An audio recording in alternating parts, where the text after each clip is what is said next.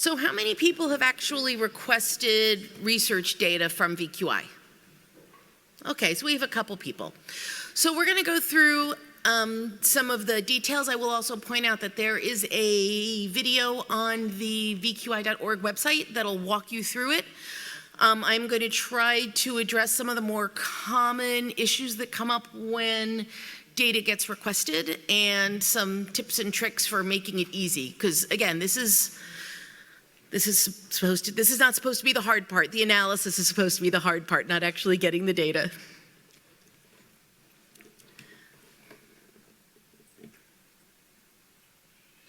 All right.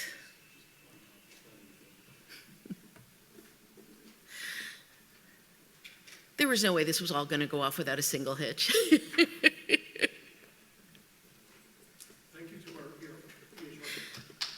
So, thanks to the panel.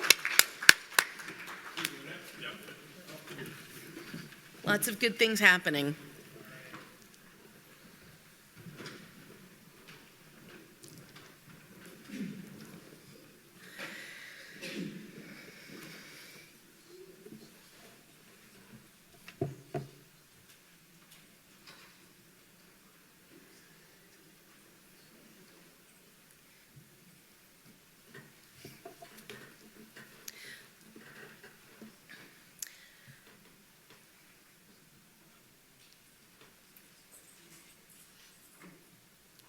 All right.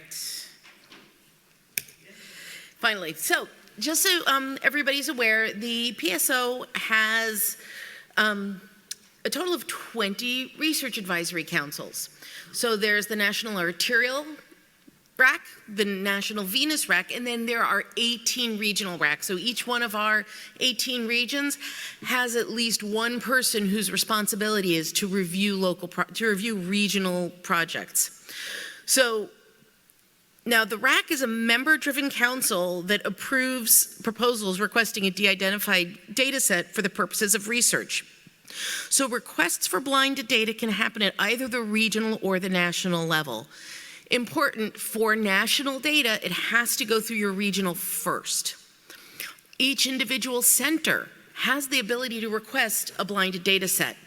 So in order to get a data set, you actually have to be a subscriber for that data. So let's say you want to look at a project looking at readmission after EVAR. If you don't actually take part in the EVAR data set, you're not going to be eligible to get that data back. So all regional requests must be approved by your regional RAC. Nationals go through the regional before they get submitted to national. And that's something that people tend to miss. There's actually a little click button on the abstract 123 form saying that it's gone through, and it's relying on everybody's honesty. So this is the schedule. Arterial RACs are reviewed bi-monthly. Venous RACs are reviewed quarterly. So the detailed schedule is available on the vqi.org website, and the requests go through abstracts 123. So here you can see a screenshot of where you could submit a proposal for the venous RAC November 2023, or the arterial RAC December 2023. So if you've got any questions about the use of this portal, please reach out to Melissa Lattis, and her email is on the slide. So each time you will release data, you have to sign a data use agreement. So importantly, the data use agreement is tied to a specific project. So let's say I applied for that EVAR data set to look at readmission. That's what my data use agreement is for. If I then say, well, I've got the EVAR data, let me look at iliac reintervention, I actually need to submit a new request for that different project. So that is really important, that the data use agreement is tied to the specific hypothesis, to a single project. So projects should be published within 2 years of the approval. If during it you want a data refresh, you can get one updated data set within that 2-year period. And all publications have to include the reference to the RAC approval number. So a couple of compliance considerations. Typically, requests for data do not allow for identification of specific devices or medications that are under patent. If an investigator wishes to access data that will identify a device or a patented medication, there is a separate protocol, a device identification process that you have to go through. So that request requires additional clinical as well as statistical oversight. And for studies that have a patented medication or a device, that study will be able to be seen by industry prior to submission. So the VQI website has multiple tools and resources to help you create and submit a RAC proposal, including the aforementioned educational video. You will really be sick of me after watching that video. So we have a pleasantly increasing number of requests for blinded data sets, including lots of new investigators. So we're adding additional resources to the RAC website. I am happy to take any questions about the process, getting data, pitfalls people have had, anything. It's all clear to everybody?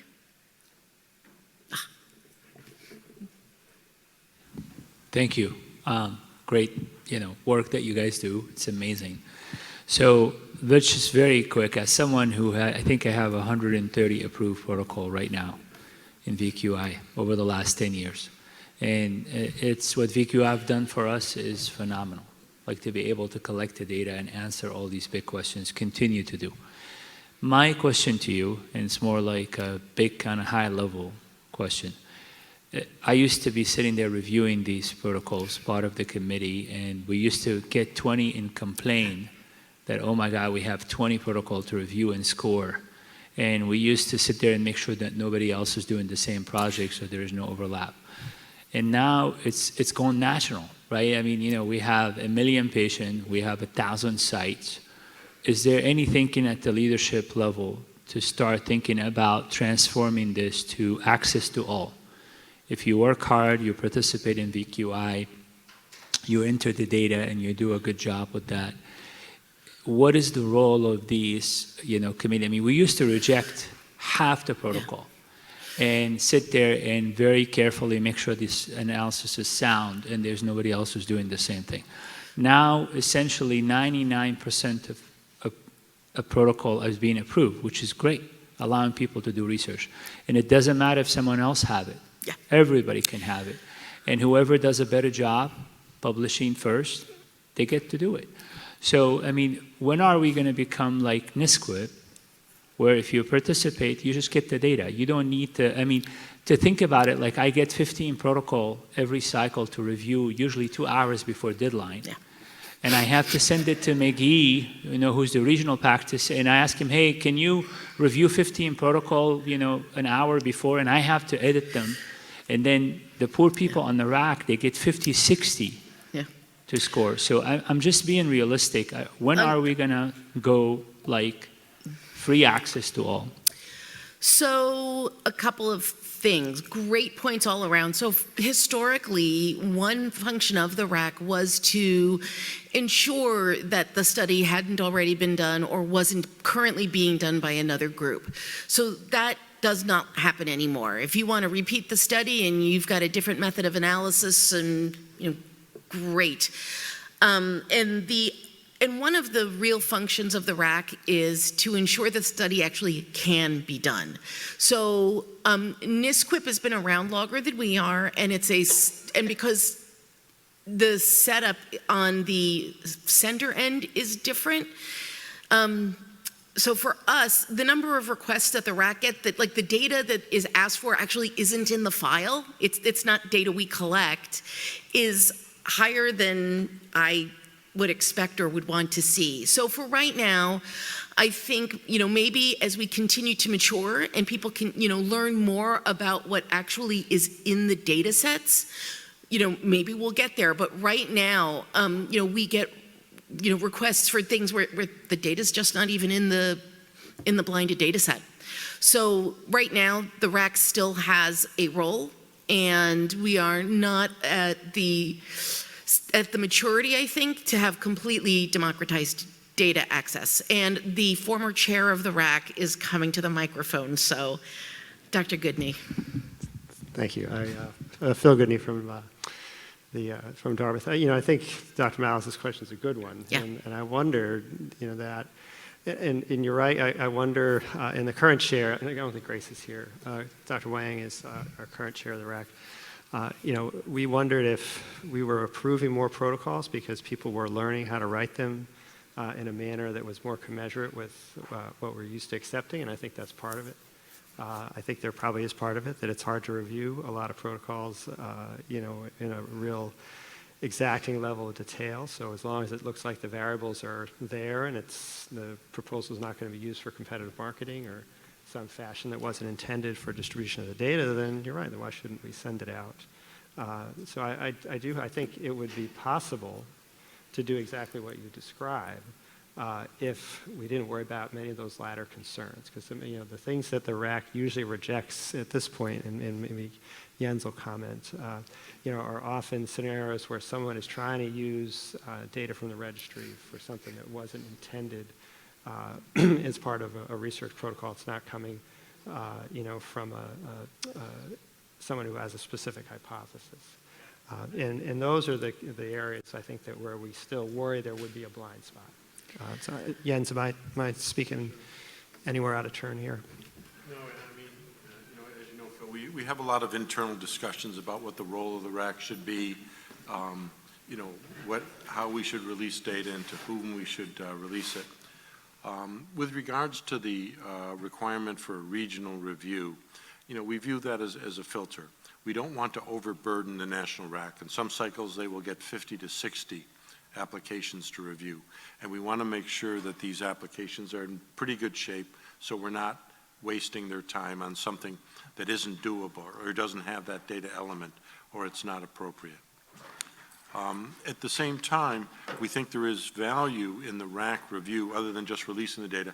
We oftentimes provide feedback. We make a suggestion about modifying their analytic plan or what exposure variables or outcome variables they're looking at. So, rather than just giving them a yes or no, we hopefully provide feedback and make the application a little bit better, especially for newer investigators. I think it's all a great point, and I think that I have done this mistake where I ask for something and it's not doable in VQI, and then RAC come back and tell me, you can't.